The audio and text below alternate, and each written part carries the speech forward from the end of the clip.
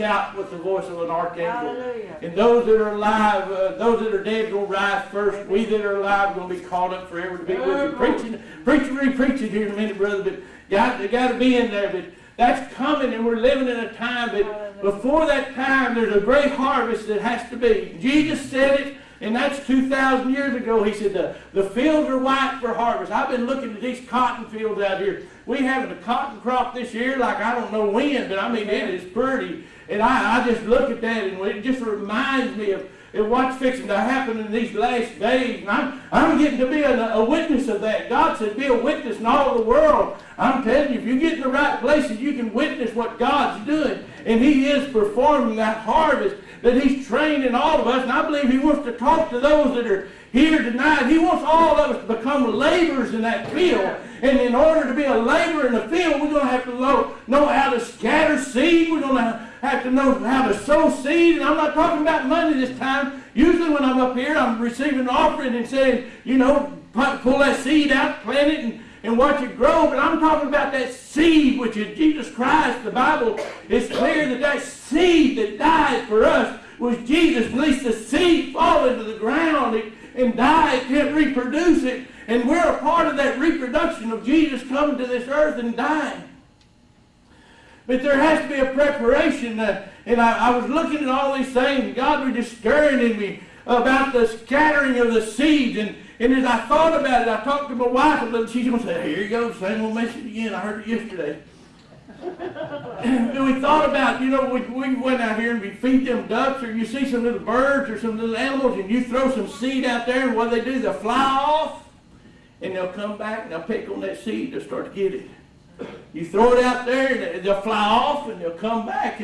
And so God started showing me that sudden thing. Lay hands suddenly on no man. Our job when we meet somebody, anybody in the world, that if we go suddenly to throw what we got, 26 years, I'm not too troubled walking around and here in this church, but there's some people that it's going to be intimidating to them. It's going to cause a problem, and even the way you look can be intimidating because you don't look like you did back before God saved you. Some of you changed a little. I just got so good looking, I don't know what to do about it.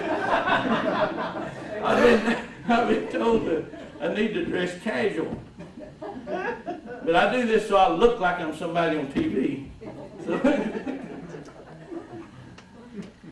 No, now I'm going to have to, can't get back in the anointing now. Go pray for me again. Take me back in that room.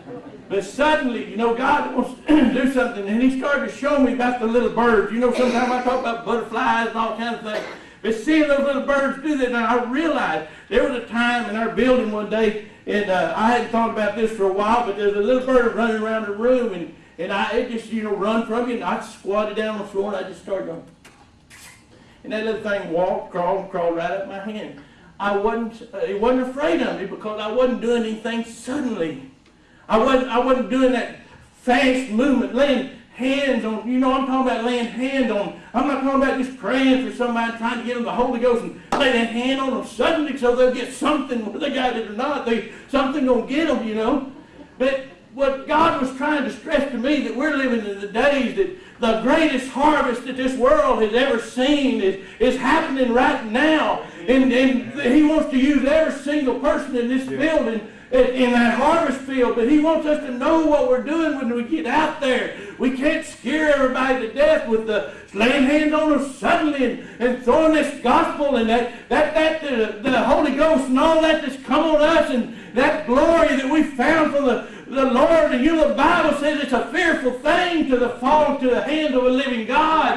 And somebody don't know Him. It's a fearful thing when the demonstration of the Spirit and the manifestation of the gifts of God start to manifest and somebody's not aware of it. Sometimes you run over and get a hold of them. It can scare them. God said,